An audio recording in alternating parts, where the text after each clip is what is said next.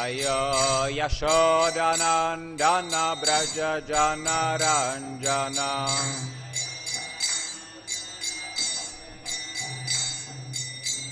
Yashodanandana Braja Jana Ranjana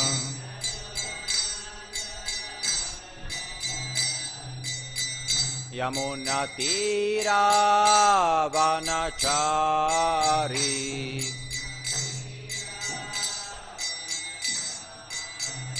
Yamuna Tira Vanachari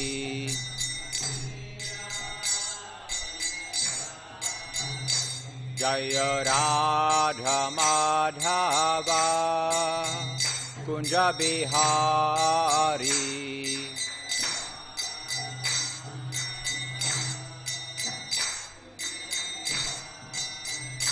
Jaya Radha Madhava Kunja Bihari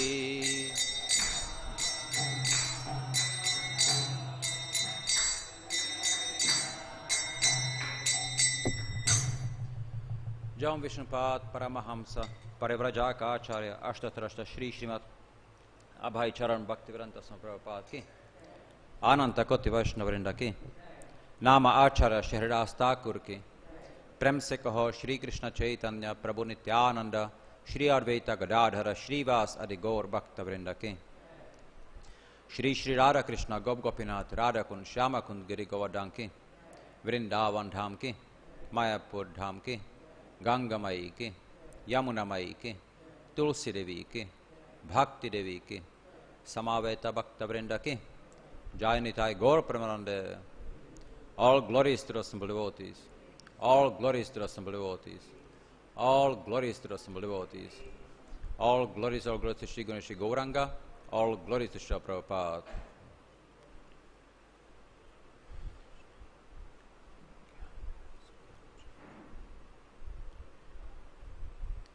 Om Namo Bhagavate Vasudevaya. Om Namo Bhagavate Vasudevaya. Om Namo Bhagavate Vasudevaya.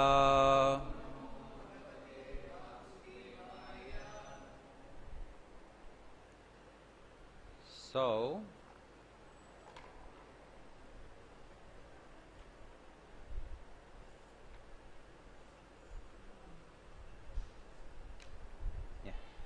reading from Srimad Bhagavatam, Canto 1, Chapter 19, and Text 12.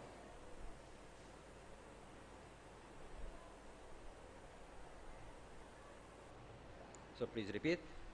Sukha upaviṣṭeṣu atha teṣu bhūyaḥ kṛta-praṇāmaḥ sva-cikīrṣitam yat vijñāpayām asa vivikta-cetā upasthito agre bhigṛhīta-pāṇiḥ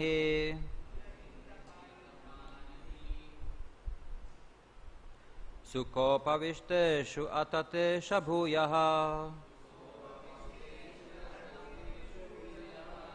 kṛta-praṇāmaḥ sva-cikīrṣitam yat vijñāpayām asa vivikta-cetā upasthito agre bhigṛhīta-pāṇiḥ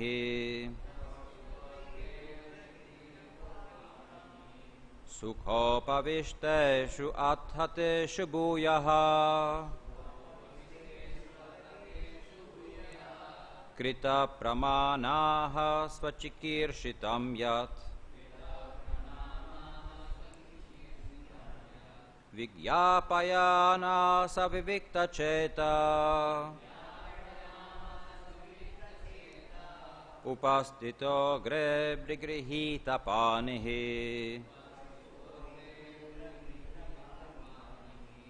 sukhopaviṣṭeṣu atha teṣu bhūyaḥ kṛta-praṇāmaḥ sva-cikīrṣitam yat vijñāpayām vivikta-cetā upasthito agre bhigṛhīta-pāṇiḥ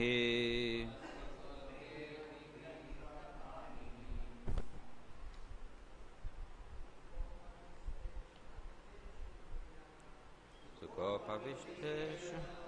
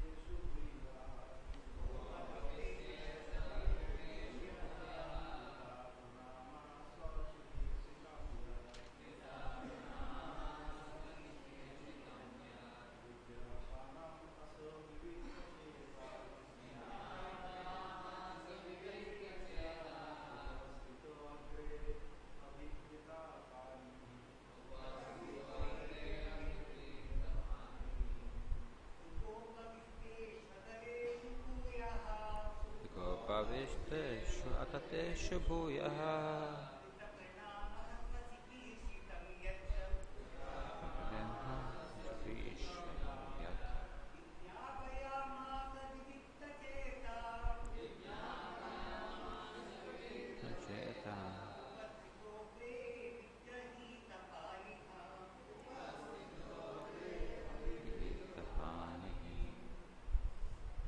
Mataji's.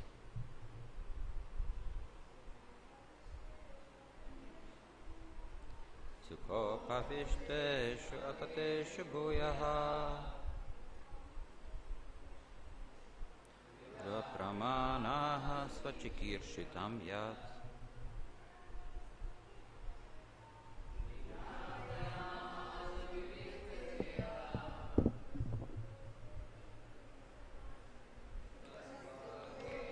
bhigṛhīta-pāṇiḥ sukha happily upaviṣṭeṣu all sitting down atha thereupon teṣu unto them the visitors bhūyaḥ again kṛta-praṇāmaḥ having offered obeisances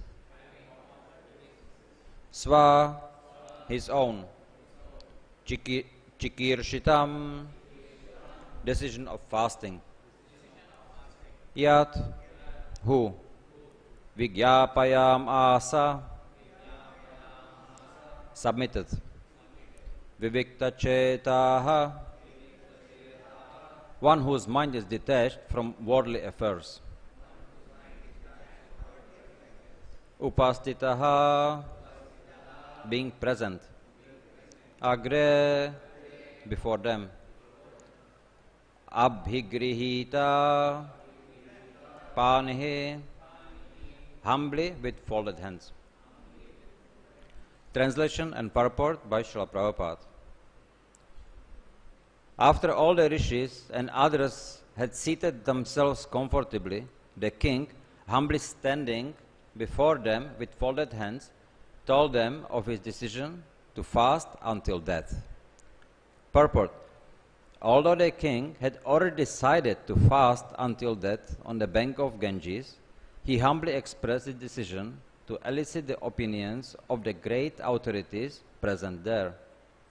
Any decision, however important, should be confirmed by some authority that makes the matter perfect. This means that the monarchs who ruled the earth in those days were not irresponsible dictators. They scrupulously followed the authoritative decision of the saints and sages in terms of Vedic injunction. Mahārāja Parīkṣit is a perfect king, followed the principles by consulting the authorities even up to the last days of his life. Hare Krishna.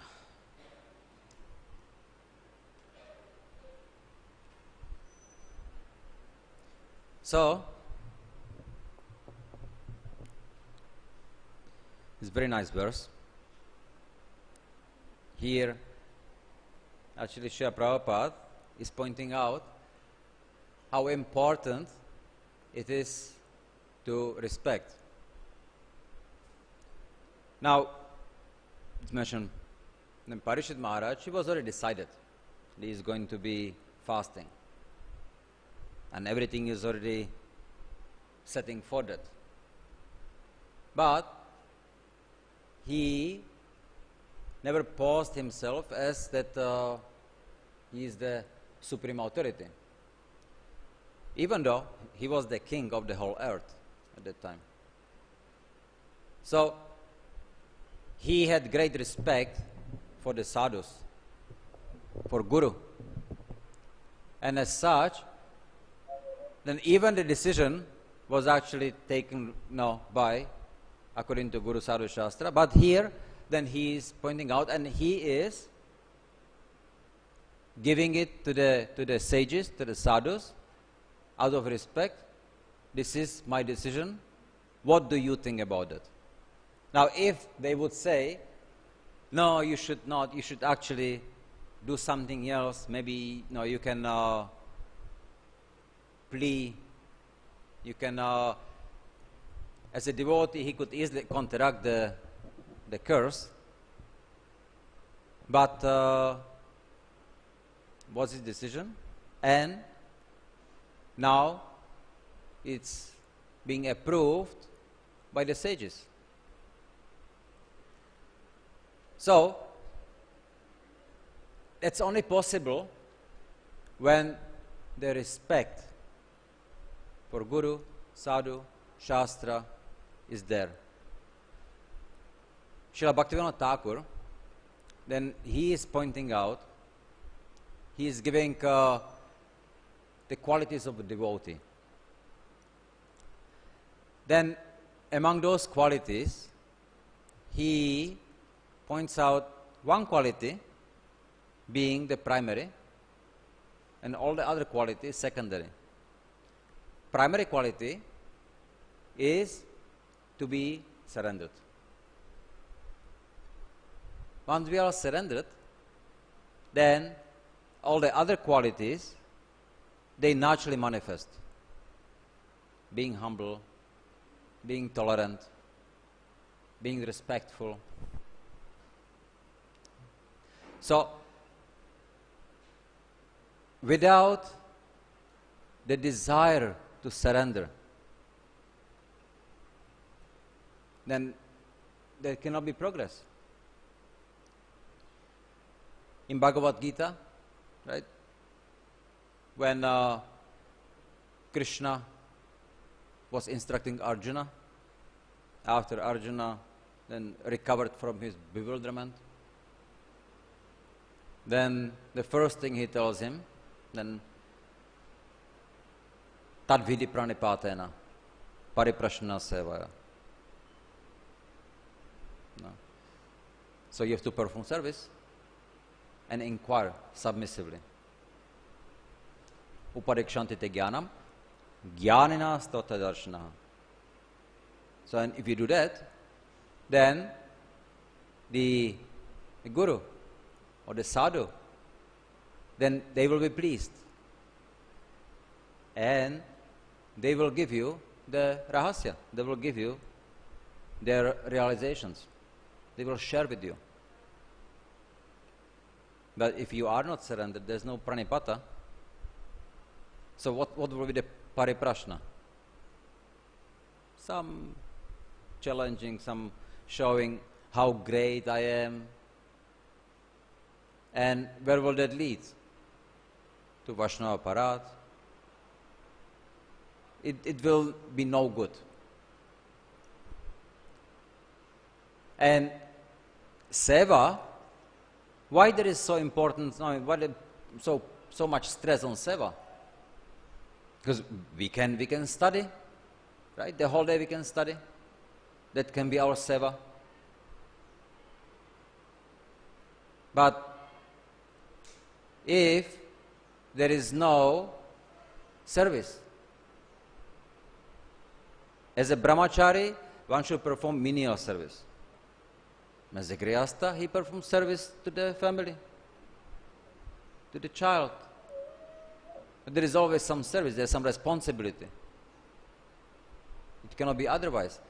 So, during that service, like when menial services are happening, so they are not very,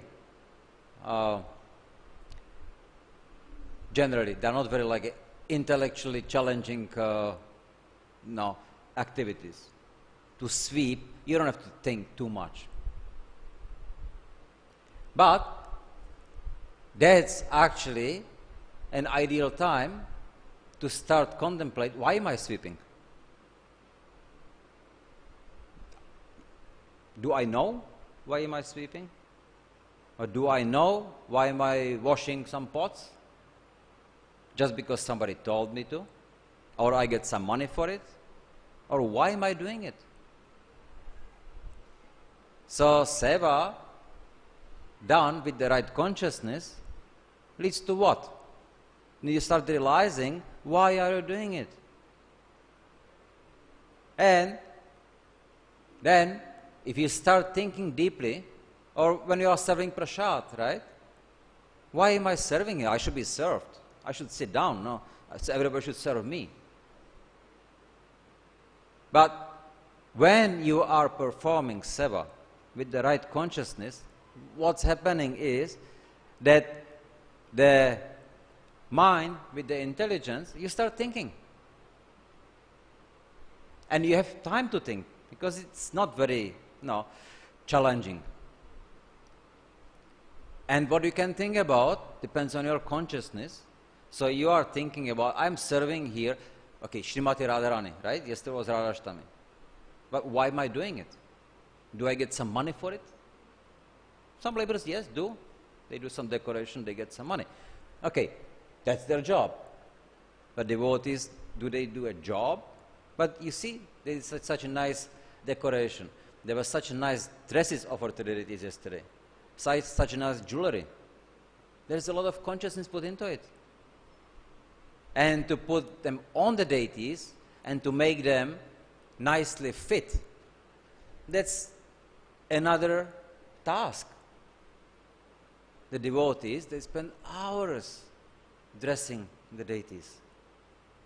What for? They didn't get any money for it. They only did tapasya. They didn't sleep. So, is it wrong to do it like that? No. This is the seva. And while you are doing it, you can start thinking, you start contemplating about why am I doing it? And I'm doing it to please Srimati Radharani, to please Krishna.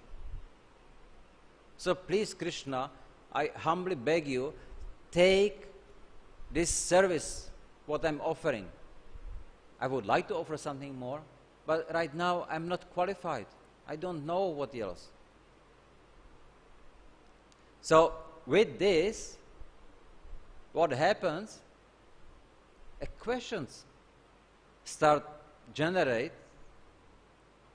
popping up in your mind. Oh, I'm doing it here like this. But if I would do it maybe different way, then maybe better. But I don't know. I don't want to speculate. What should I do? I should ask. I should ask some authority. But if I go to the authority and say, hey, I think that should be done like this, I'm sure of it, what is the authority going to say? If they have some sense and they have some responsibility there, say, please just leave. Or if they don't have authority, but he's crazy. Okay, just not to get involved. But if I approach the authority, I'm doing this service for some time now, and I'm seeing that we are doing it like this. But I have read, or I have heard, I have understood that if it's done like this, then it may improve the quality of the service. What do you think? Is it the right thing to think like this or not? So, pranipata pariprashna. When properly approached, then the authority, what is he going to do? He feels now, okay, there is something, now I can explain. The person, he is ready to hear. So then, he will start explaining. Look, it may look like that it's better, but in our situation, it's better to do it this way. Or, for somebody, can be done like this. Sometimes it can be done like that. Or, oh yeah, you are right. That's a good idea. So, let's see how we can implement it.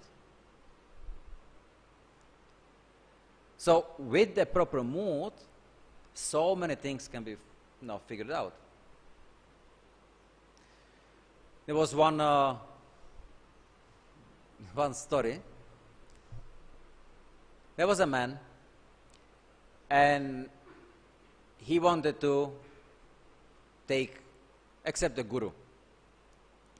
So then he was in Himalayas, and then he goes, and then there is one yogi, guru, sitting there, and he comes and approaches him. Guruji, please, now accept me as your disciple. He said, I can do anything for you. Oh, is that so? Okay. So, he said, sitting in the Himalayas, and there are mountains everywhere. He said, I always wanted to have a temple on that mountain there. Oh, okay, I'll build it for you. So then he goes, comes back a couple of years later. Guruji, your temple is built over there. He said, wow, that's so wonderful, so nice. But as I get old, I don't think sometimes clearly. This is not a good place for a temple. No, the temple should not be there. Actually, the temple should be on that mountain there. Then the aspiring disciple said, okay, no problem. I'll build it also there. So he just goes. He comes back 2 years later. Guruji, I have built the temple also there for you. So please, go and take it. I said, wow, okay, it's good. But this is also not a good place. I'm sorry. I'm really sorry. But not a good place. It won't be possible. The right place is right there. Then disciple like with grudge, kind of like, okay, I'll do it. Yeah. Okay. All right. Yeah, I'll do. So then he goes, comes back 2 years later, and Guruji, I have built the temple for you also there. Please instruct me, where else can I build a temple for you? And he said, no need to build any more temples. I accept you as a disciple. The mood. Just change of the mood. Before it was, I can do anything. So it's about me. But then, the change was, now it's about you. If you want me to build temples throughout my life, okay, I will do that. But the Guru, he waits for the change of the mood. When the disciple starts surrendering. It's not necessarily like Atma-nivedana, not fully surrendered, but the process. So with the process, then he understands that he can start instructing the disciple, because he has the right consciousness. So the pranipata, pariprashna, and the seva is there. So these three things must be there. With these three things, then what's going to be happening?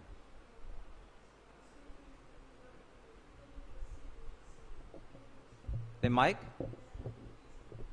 Okay, I'm sorry. Thank you. Haribol, now you can hear? Okay. Hopefully it will work. So, then, when there is the proper surrender, then we want the other qualities to be developing. So what are the other qualities? We see in Bhagavatam, Charitamrita, then we have description of 26 qualities of a devotee. And then Chaitanya Mahaprabhu, in Shikshastakam, he condenses them into 4. Right? Trinarapi sunaichana, tarurapi sahishna, amanina, manadena, kirtanya sadahare. So you have these 4 qualities: humble, tolerant, respectful to all living entities, and not expecting too much of honor for yourself. So when these 4 qualities are fully developed, then such person can chant kirtanya sadahare. The pure holy name will be chanted. So that's the goal. That's what we want to practice, we want to develop. We need to work on how to be humble, how to be tolerant and respectful. But is it easy? Being humble. Oh yeah, Prabhu, yes, yeah, of course. Won't do. Many times we are showing being humble, but inside we are not thinking very humbly. Right? We already have our own idea. But yes, I know I have to do it, no, I have to show what. But that's not being humble. We need to try to be really humble. Without being humble, you cannot learn. Because if we are not humble, then we are developing pride. I know. Yeah, okay, you know, but you don't know that it can be done like, no, I know. You don't have to tell me. I know. What can you learn? Who can tell you something? Who can instruct you? And you may the whole life be living with the idea that you know. But you don't know anything. But if you are humble, then you may know, but you are always open to somebody who may tell you something extra. It doesn't have to be different. He may add to your knowledge or to your realization, and it can change completely. So if you are open-minded, humble, then you can learn. You can learn every day. You can learn something new. But if you are of the idea that you know everything, you cannot learn. There was one student who he approached one guru. Guruji, I want to learn from you. Okay? So please, I'll teach you. Then he started to study under him. He was studying. But after some time, then he heard of some other guru who was very like a renewed guru. He was very famous. And yeah, so he was great. So then the student, he thought, well, that guru is better than my guru. So why should I study under my guru if I can go and study under other guru? It's a common sense, no? I want to know everything the best. So I will study under him. So he left the first guru. And he comes to the second guru and said, Guruji, your fame is so great. You are so great. Please accept me as a disciple. I will be serving you until the end of my life. I said, wow, okay. And who is your guru? Oh, my guru, yeah, he is so and so, but he's not as great as you. No, you are much better. So I would like to stay under you. Okay. All right. So he gave him one cup to hold. And he took his kamandalu, the teacher, and then he started to pour. Okay, it's almost full, no? Oh, stop, it's full, it's overflowing. Please stop. The teacher stopped. He said, yes, it's full. It's overflowing. The cup is like you. You are full of knowledge. You are all flowing with knowledge. There's nothing I can teach you. I'm not teaching you. I'm not going to teach you. So that's a situation of a person who is not humble. He could have learned whatever he could have from the first guru, and then with his permission, he could have approached for some other subject, detail. He could have approached another Shiksha Guru and learn from him with permission. That's the etiquette. That's the proper way. For that Guru gives blessings. There is no problem with that. But if one tries to overstep authorities, thinking that I am the authority for myself, actually it's not me, it's my mind is my authority, then what can I expect? It's going to be only disaster. So that's not going to work. But we know being humble is not easy. Tolerant? It's also not so easy. You are downstairs in the crowd and people are pushing you here and there. So much heat, so stuffy there. And tolerate all that? It's not easy. Right? And somebody wants something from you to do, and no. Then the austerity, one is doing fasting. So it's the mental austerity or physical austerity, so much difficulties. So tolerance, also not so easy. But that can be developed. Respectful, if you don't have, not being humble and not being tolerant, how will you respect? How are you going to respect, the animals in the dam, the jackals, the dogs lying down every morning? Some devotees, they kick them. No. But how do we develop respect for them?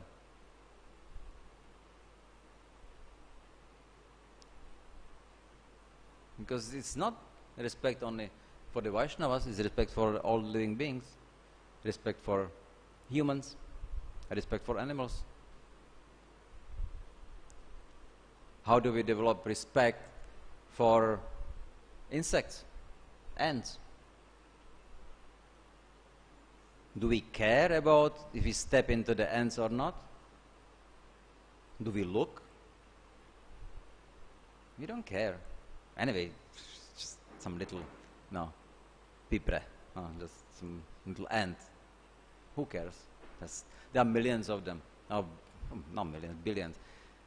The scientists, they calculated that if you make a gigantic scale, and on one you put whatever the 7 billion people on the planet, and on the other you put all the ants on the earth, the ants will be heavier. So now you can see, you can think about how many ants will take to weight as much as one person. Right? How many millions of ants would you need for that? And then multiply that by 7 billion, and it's plus. It's really. So who cares, right? Mosquitoes. I mean, why would we care about mosquitoes, for example? No, we have to kill them all.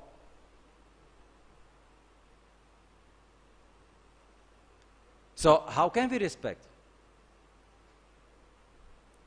We have to be humble and tolerant, right?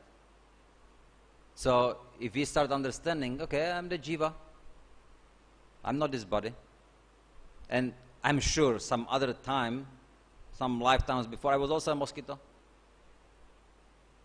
I was also a jackal. And if you understand that we are in the dham, and all these animals are being born in the dham, then how can we be not respectful to them? So then how to respect? Now you don't have to invite them into your house. You don't have to invite mosquitoes in the house, right? You can keep them out. You don't have to invite dogs into the house. What would you can do? You can give some prasad. I mean, mosquitoes, okay, I don't know. Maybe you can offer yourself, but if it's a prasad, who knows, right? But dogs, you can give some prasad. If you don't have prasad, what can you do? You see some dog, and you're like suffering there, right? You see those like hairless dogs. They must be suffering so much. They're the scabies. It's in this heat. Their suffering is so great. You don't know prasad, and you go around, you see such a dog. What can you do? Just chant the holy name for him. Just one chanting of the holy name can give such a relief to any living entity. We see during Chaitanya Mahaprabhu's time, Shivananda Sen, right? And his dog. The dog, he just followed the devotees all the way from Mayapur to Puri, and they fed him. They respected the dog. When we go for parikramas, it also happens sometimes. We get dog following us, sometimes for many, many kilometers. And as we go through different territories, then the other dogs, they are barking the dog, and the dog kind of like protecting us. but at the same time, no, he's always like very close, a little fearful. So he gets prasad. We can chant the holy name for him. There was one man, and he was having difficulties, mental difficulties. So he was told to go to a psychologist. And the psychologist, there was a lady. And she was expert in doing regression. Just under hypnosis, then no, she puts the person in the hypnotic sleep, and then they go through past lifetimes. So then, as he is under the hypnosis, then she starts asking. Then okay, goes. Then he has the remembrance of the previous life. So, where are you? She asked. I don't know. I see everything from the top. I said, what? So look around. So then he just looks and, wow, I am flying. Flying? Yeah, I'm a bug. So she was very surprised. Anyway, so they did it again and again over many days. And starting to figure out. First, she never had anybody who would not be human in the previous life. So there is somebody who was a bug. So she really wanted to find out, how did he die? What happened? So then as they are going through it, and then so now the moment of the death comes. So then he says, okay, I'm flying, then I'm going somewhere, I sit somewhere, blank.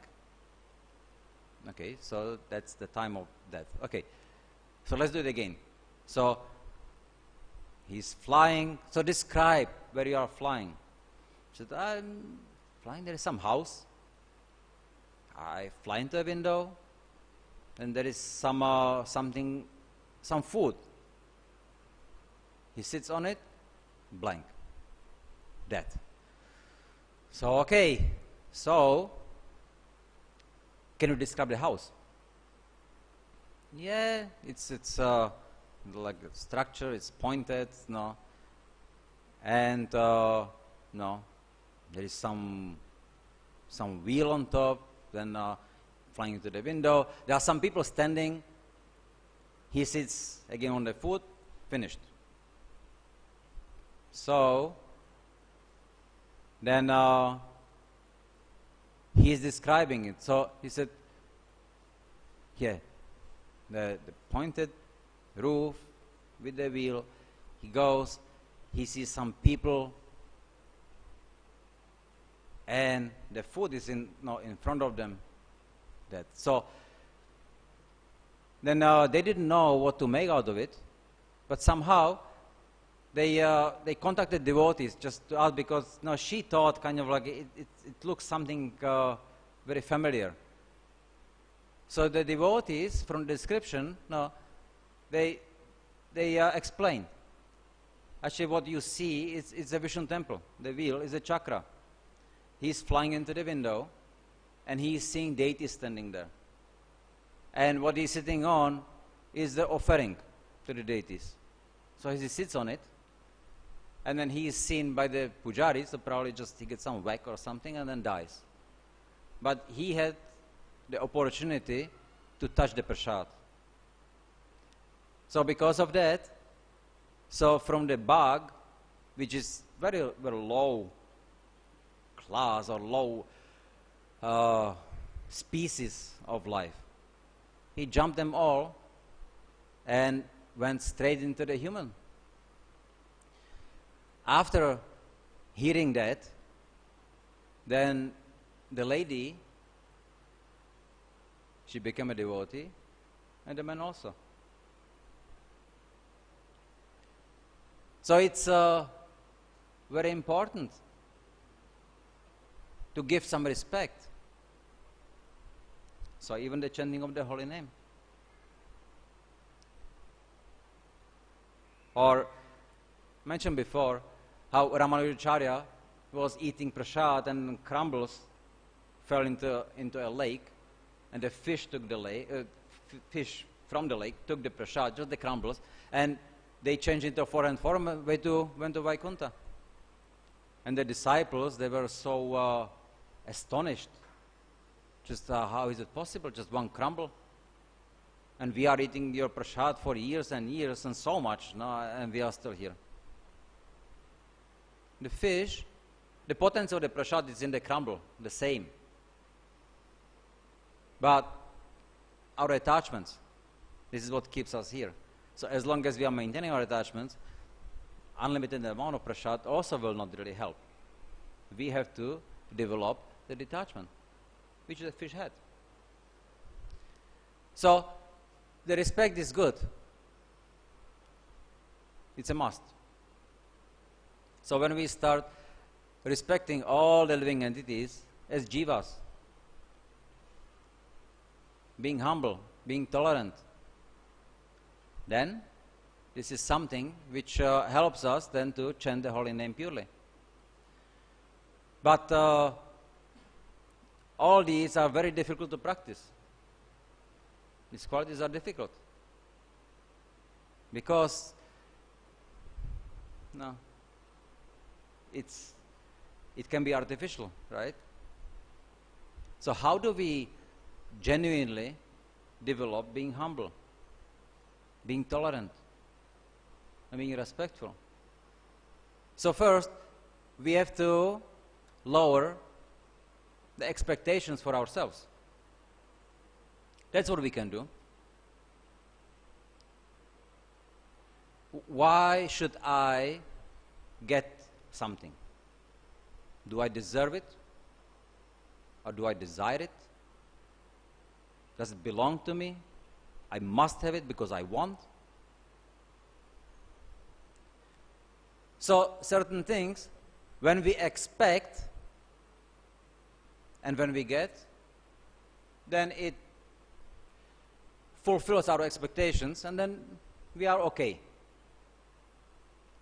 But when something doesn't fulfill our expectation, then it's not good. We don't feel so good. An example I can give. You have a friend, and your friend is coming. Okay. You saw him last time before COVID, and then after a long time he is coming, right? So then you are going to see him after a very, very long time.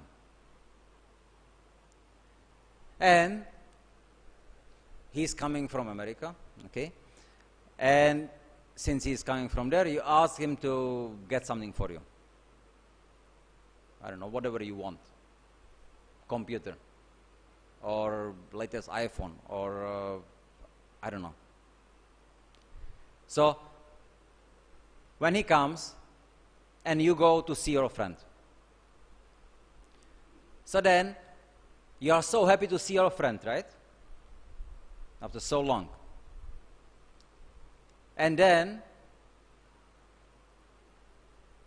he brings up the iPhone you asked for. Are you happy or not?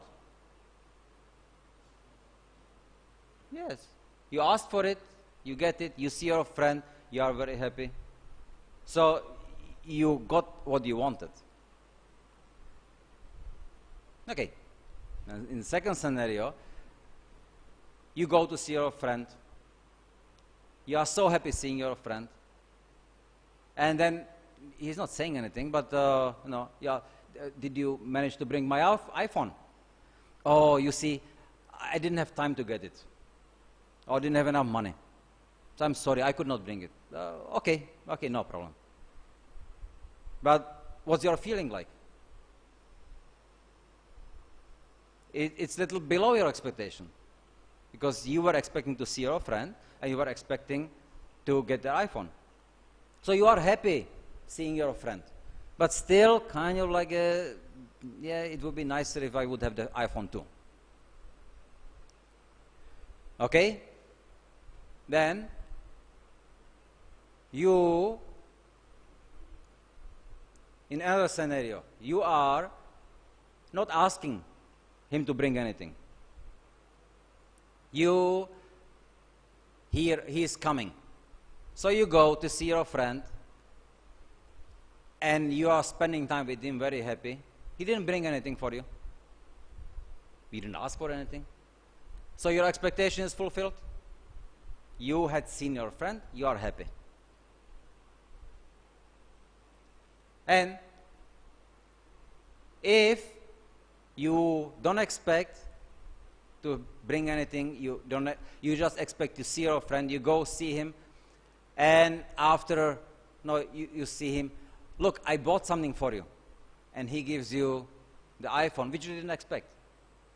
How is your happiness? It's more than expected, right? And it's all about where you put your expectation. Where is your mind? So if you learn to expect less for oneself, then there is a greater chance then your expectations will be fulfilled very much. And then you can be dhira, you can be satisfied. But if you put so much expectation for oneself, this is not like it's supposed to be, this is not like supposed to be, and you'll be always grumpy because it's not according to how you want. And if you cannot do that, then tolerating somebody, it will be difficult. Being humble will be difficult. And how you give respect to such a person?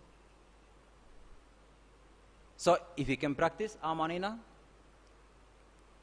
then all the other qualities, they will manifest. So and then the pranipata will also manifest. So this is very important. And here we see how Parīkṣit Maharaj, he is showing us the example, how to respect, even though he has the right to be proud. I am the king of the whole world. But he is not.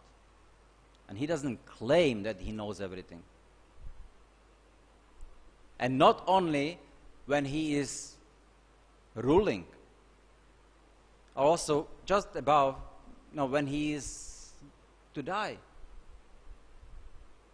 He maintains the respect till the last moment. He is humble. So if we can practice that, we can also develop more of the understanding than how to perform seva. Not just physically, but with the right consciousness. Like Parīkṣit Maharaj. Hare Krishna. So, any questions? Yes. Hare Krishna Prabhu, Dandavat Pranam.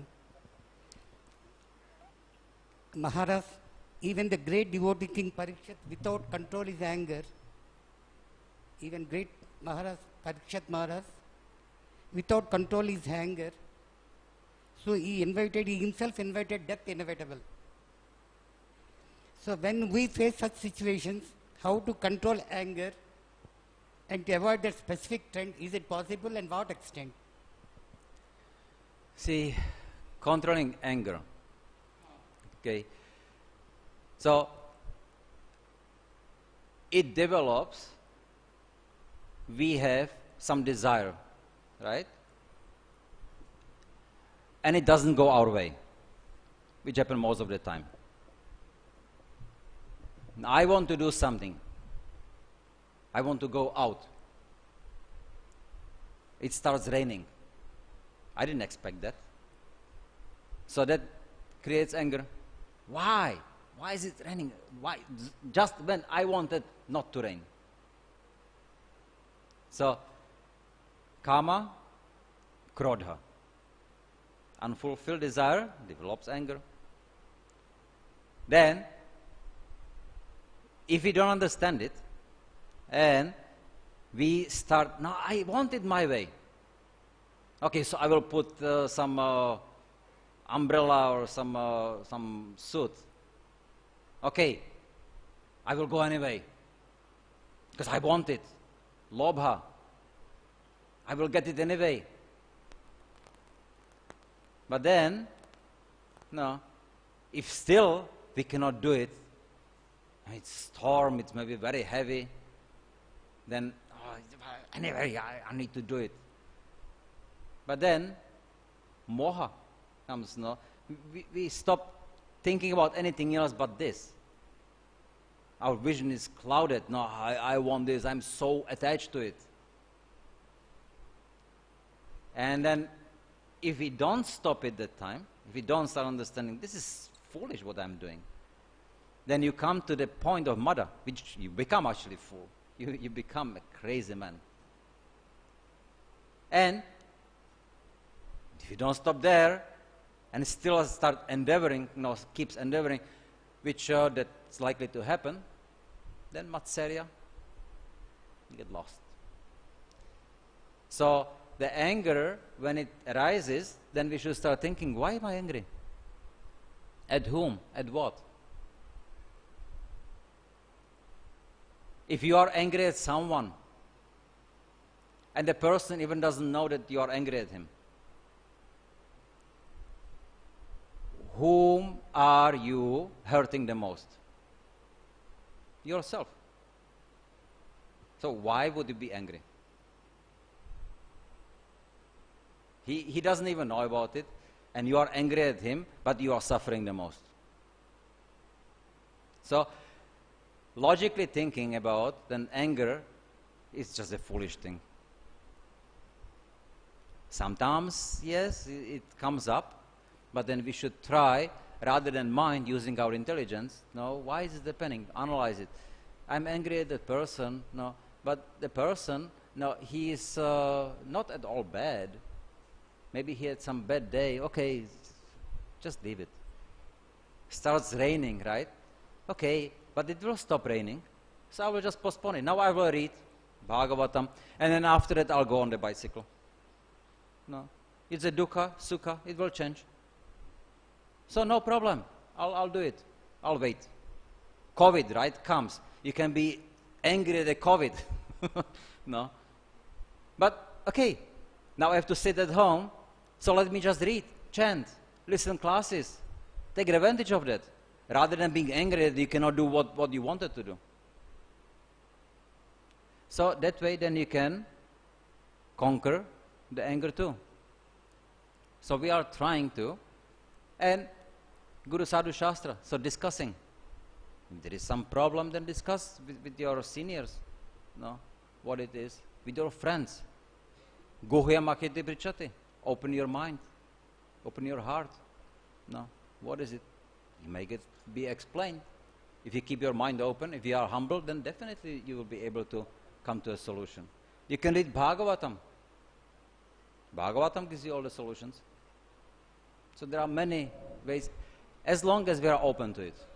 But if we want to maintain our anger, then no, krodha, lobha, moha, mada, matsarya will come.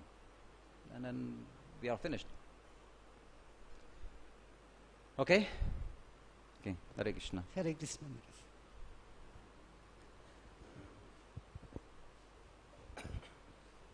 Thank you for the wonderful class.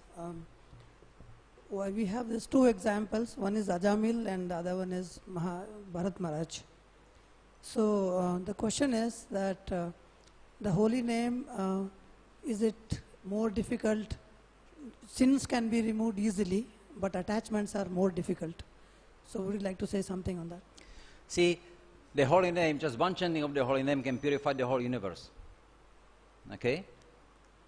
So, the holy name is all powerful. It is no fault. The only difficulty is with us. With us, that we are Sachitananda, quality, no, we have the quality, no, some of the qualities of Krishna, but we are very minute. And with some of the qualities of Krishna, we also have the free will. And Krishna respects it very much.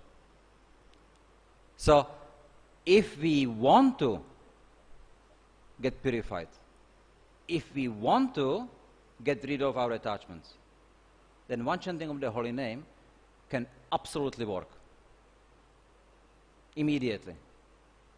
Example, Dhruva Maharaj. He had attachments, but he would chant. But when he saw the Lord touched him, and all his attachments, all his ideas went away, and he was fully surrendered, pure devotee. So, it's our desire which is stopping us, because Krishna, if he would want, he can purify us. The holy name can purify us. But then, if it's against our will, is that love? Krishna loves us. He is showing us always affection, absolute affection. There is no attachment from his side. It's only affection. So, he is, out of affection, he is guiding us. He is showing us what we should do, how we should do it, to start understanding that we should surrender to him. Because he knows it's the best for us. So he is doing it. But he is doing it so we realize it. Not that he does it against our free will. It's like the parents, out of love for the children, so you will become a doctor. Because I want, because I know it's the best for you. But Mom, I don't want to be a doctor. No, you don't know what's good for you. So is the child seeing as a love? No. So the same way, Krishna will not do it against our will. But he will lead us through the situations where we realize that this is the only option which will make us happy. And it may take many, maybe millions of lifetimes, maybe one lifetime. Krishna has no problem with that. He is always going to be with us, and he is always going to guide us properly. The only problem becomes that when we have enough of it to play around here, and then we want to go back. And the moment we decide, I'm tired of being here, please Krishna, help me, that moment, Krishna will help. But we have to be, so we are attached to our attachments. That's our problem. If we drop our attachments to our attachments, so all the attachments can be purified immediately. But as long as we are maintaining the attachment to the attachment, then it won't. Okay? Hare Krishna. Yes. Hare Krishna Maharaj, thank you very much for the nice class on surrender. Sometimes devotees are preaching that Krishna is saying, you first surrender to me. Sarvadharma parityāja mamekam sharanam vraj. But Lord Chaitanya doesn't ask for surrender. He says you simply chant Hare Krishna and you will get all the benedictions. But there is surrender required because Lord Chaitanya gave Shikshashtakam, and though he said the Hare Krishna Maha Mantra will bestow all benedictions, we still have to at least accept a Shiksha Guru and learn from him, and because we cannot just sit and chant Hare Krishna by ourselves. So there is a lot of surrender that is required even in the process that's given by Lord Chaitanya. So I'm wondering why devotees preach that Krishna wants surrender but Lord Chaitanya doesn't want, and sometimes devotees are preaching Krishna wants you to surrender, only then he will deliver you, but Lord Chaitanya doesn't ask for surrender like that. So how do we understand? Okay.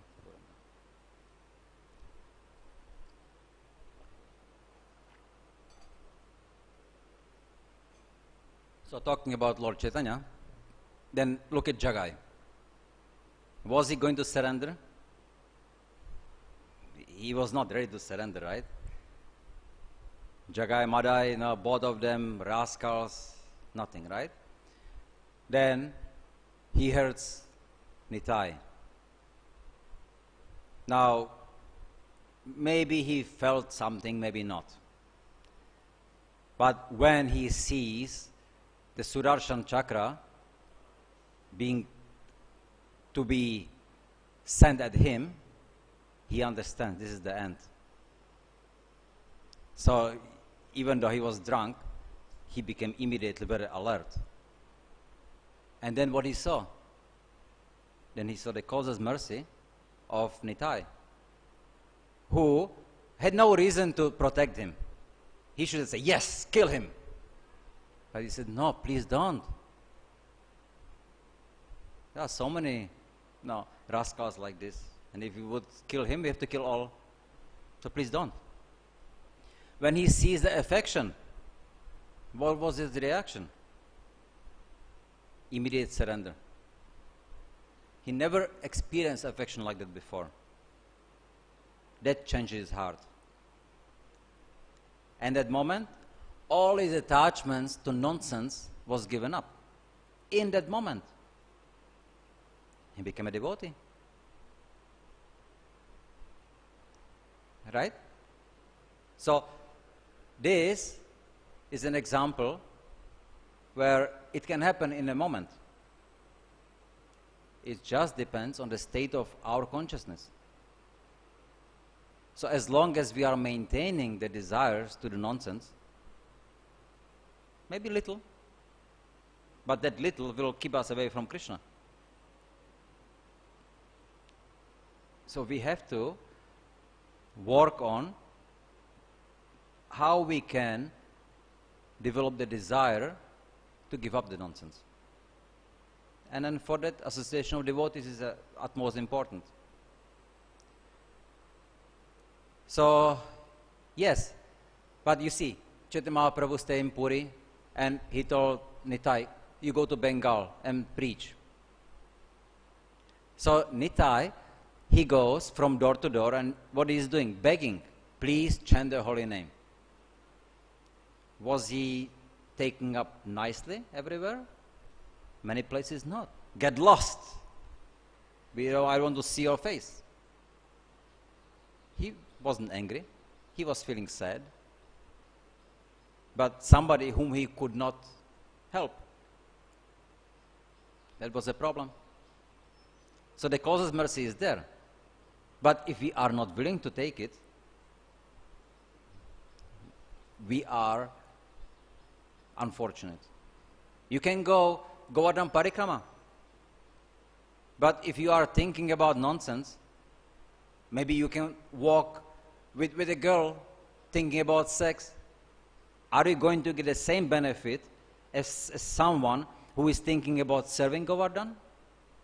You do the same activity. In fact, being in Vrindavan, you can think of nonsense. You are not in Vrindavan. But somebody, somewhere in the West, he is thinking about Vrindavan, he is thinking about Govardhan, he is thinking about service to Radhe Shyam. He is in Vrindavan because his consciousness is there.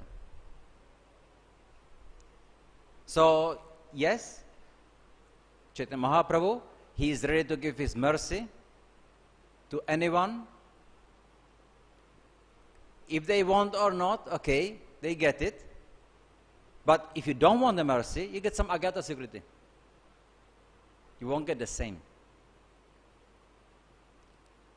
So we should be developing the desire that we want to get the mercy. Then the mercy of the holy name, mercy of prasad, mercy of sadhu sangha can come upon us fully. So Jagai and Madai, they had to surrender as well, and they did a lot of service, and they changed the mentality. Lord Chaitanya delivered them after they were surrendered. They asked for forgiveness. The brother asked for the... So there was surrender, like for delivering them, right? Yes. Without surrender, they couldn't. The surrender is always there. Atma-nivarana, no, it has to happen. Because how, if you are not surrendered, it means you are the Purusha. If you are Purusha, then how can you accept then, no, Krishna or his orders? And how is he going to tell you, please serve? No, I'm Purusha, I should be served. So the surrender, that at least we have to start. And we are unable to surrender because of our attachments. Anarthas, attachments, nonsense desires. So when we have enough of it, then the process of devotional service purifies it all. Just Krishna will not do it against our will. We have to at least be neutral. Okay, I don't know what's going to happen, but no, please, Krishna, you do whatever you think is the best. It's a surrender. Hare Krishna.